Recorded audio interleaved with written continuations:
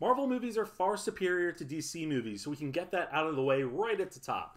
However, I will argue any day that I believe DC has a better roster of characters and better storylines that have simply not been executed appropriately on screen.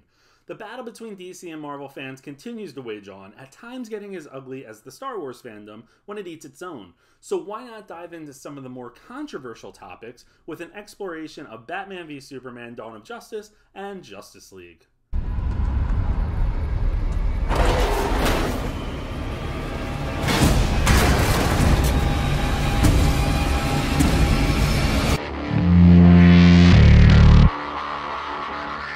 So let's start with Batman vs Superman, the film that was greenlit in place of a new Batman film at the time, and instead of a sequel to 2013's Man of Steel.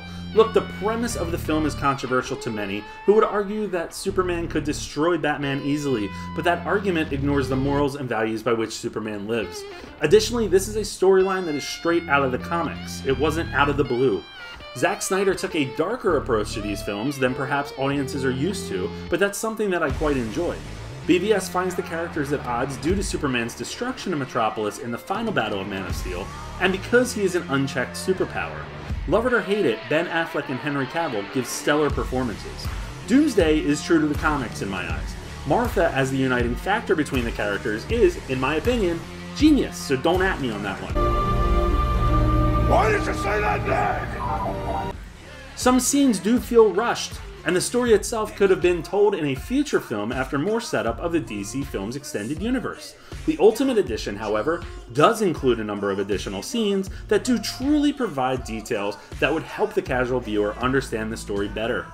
BVS gets a lot of hate, which I do not believe is warranted. Warner Brothers has not been kind to the DC properties in film, although there is a changing of the tides, hello pun, with Aquaman and Wonder Woman. Justice League was a miss, although the Snyder Cut is rumored to be incredible. So I will stand up for BVS any day, and now let's turn over to Justice League. Oh, what could have been.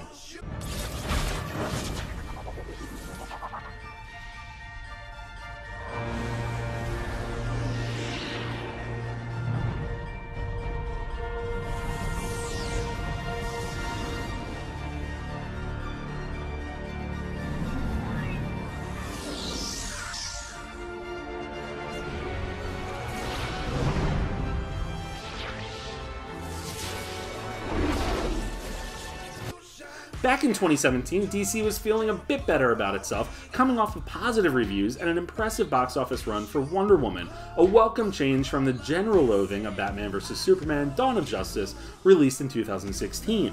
It was time, the studio thought, to bring together the top heroes of DC's roster to come together for their team-up movie, a la the Avengers, however early in the existence of the DCEU it was.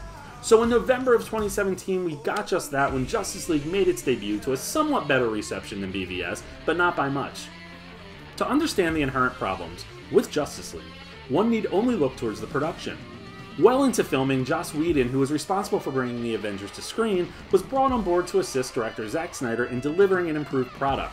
Come May of 2017, Snyder left due to a tragic family loss that I will not discuss, as it is something that you can research, and out of respect, we shouldn't be chatting about it here.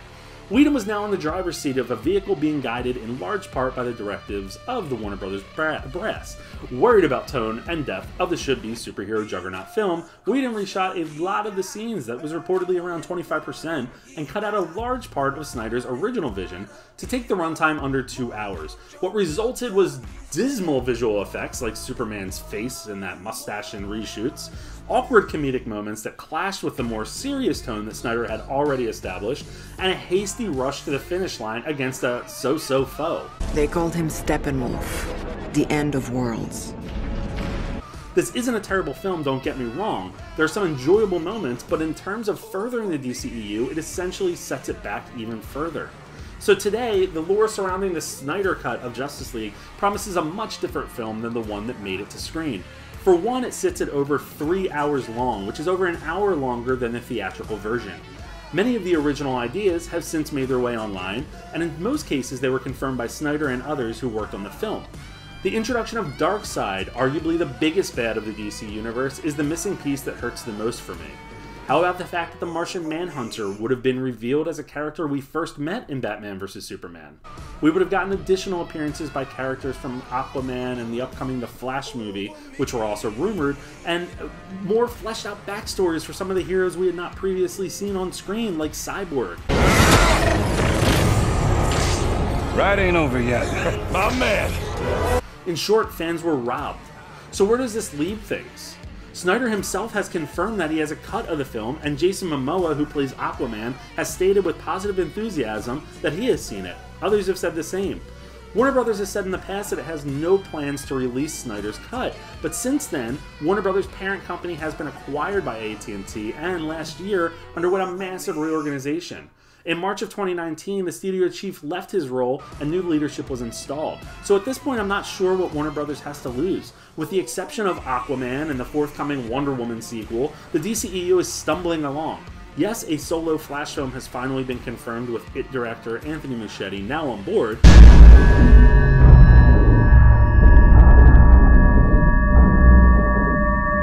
But that still has a long way to go before it hits the screen.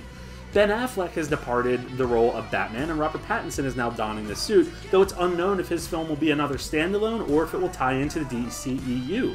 Henry Cavill is reportedly and disputably done with Superman, but recent reports have surfaced stating the opposite, that we may be getting a sequel to Man of Steel. There has been success with standalone films like Joker, and perhaps that's the direction DC will go now.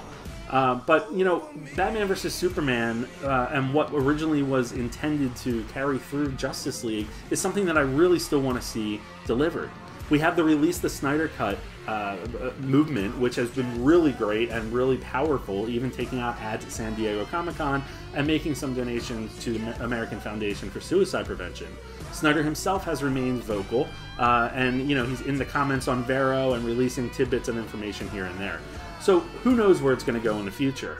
The positives have been jeopardized, the characters have been jeopardized, and the ongoing comparison between Marvel and DC is only hurting DC more. Zack Snyder had a vision, and love it or hate it, by not delivering on the vision that set the wheels in motion, the studio has only further muddied the waters. So I say release that Snyder Cut. Let's see it. Give fans what we want. Throw it on HBO Max.